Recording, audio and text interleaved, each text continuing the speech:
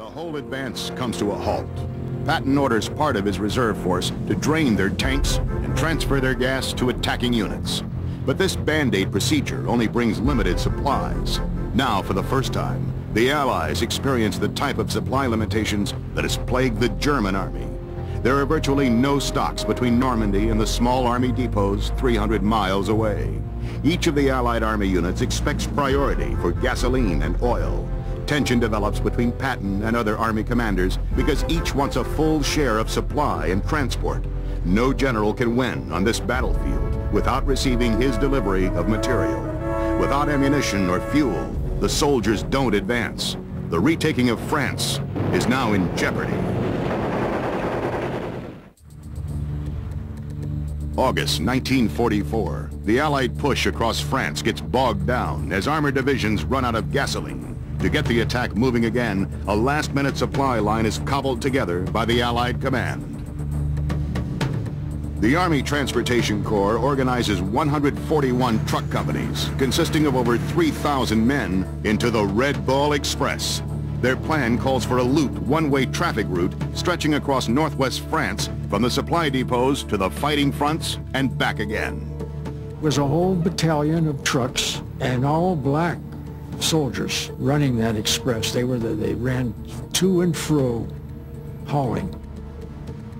Our orders were to unload them as quickly as possible and send them back. Feed them, give them supplies, food. All the gas came in 5-gallon cans. And we had to furnish our own people to unload the trucks when they got there, which didn't take long. And we dumped them in and give them the cans back, and they'd go back for more. By the time they went back and got more, we were 20, 30 miles away from there. It takes a lot of gas for a tank. And as we moved forward, they would move forward with us with their camps. And they did a great job for us. I can't say one thing about them. They lost a lot of people, too.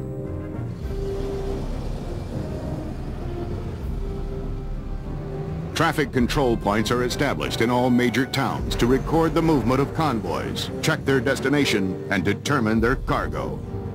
Supporting services have their job too. Thousands of road markers are placed along 800 miles of roadway. The Signal Corps strings endless miles of telephone and telegraph wires.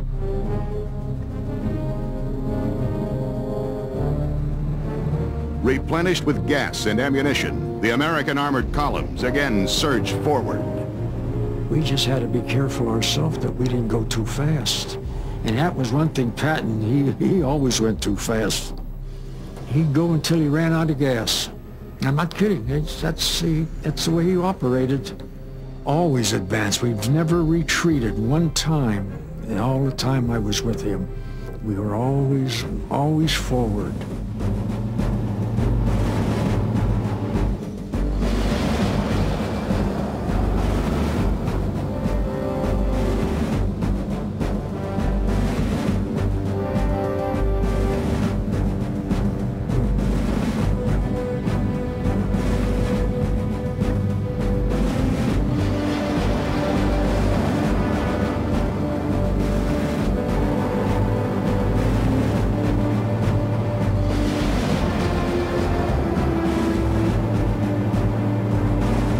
By August 29th, Patton's Third Army has crossed the Marne, capturing Rheims and Châlons-sur-Marne. Patton now aims his armored spearheads toward Verdun, Saint-Mihiel, and Commercy.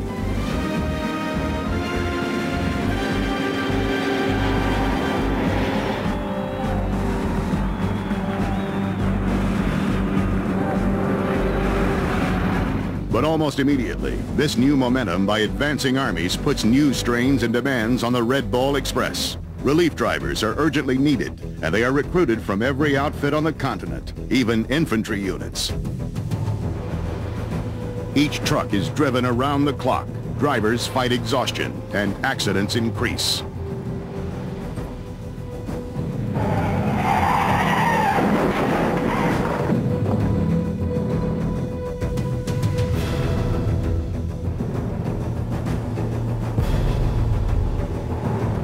By August 29th, the Red Ball Express reaches peak performance. Almost 6,000 trucks delivered 12,000 tons of supplies to the forward areas.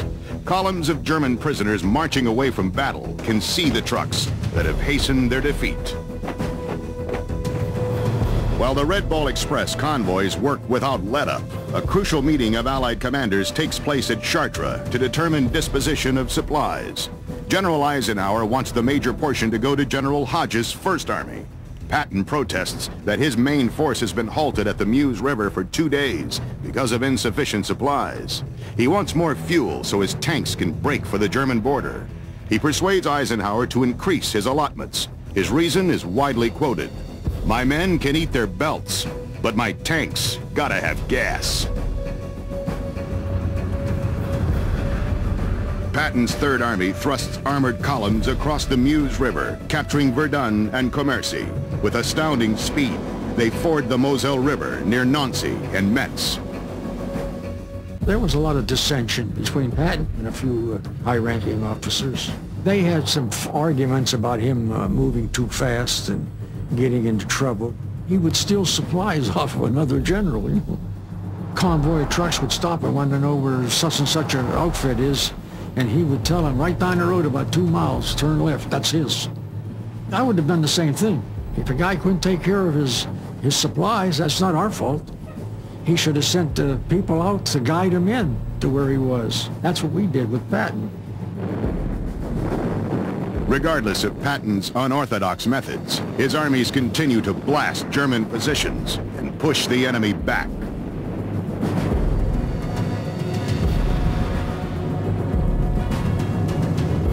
We retreat more, yeah. No, naturally, because they was really pushing us after, you know. We was backing up fast, you know. The longest time we stay, Caen and Saint-Lô. After that, we was only gonna move. We stay maybe overnight, the next day or the next night again move. Move back. See, we was on a move. So we were very weak, getting very weak.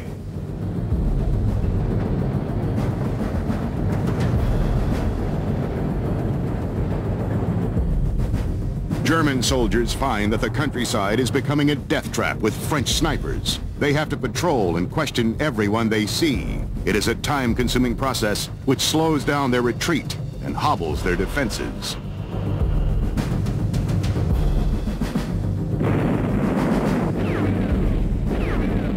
The British and the American First Army strike hard toward Belgium, devouring supplies with an insatiable appetite.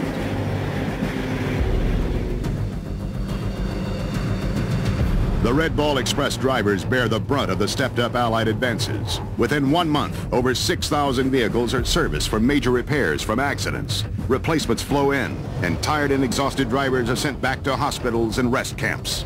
Every time we lose somebody, we get a replacement. And I don't care how good the replacements are. They're not like their buddies that worked with you and went to school with you and died alongside of you. They said that we had about 3,000 guys left. That's a lot, it's a big loss. That's not counting the replacements that we lost too.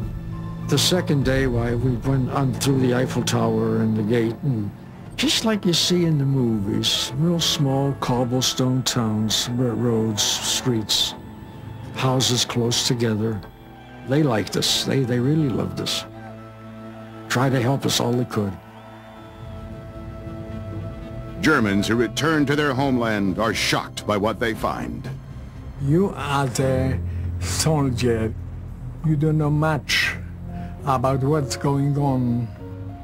We didn't have no much news what was going on in Germany.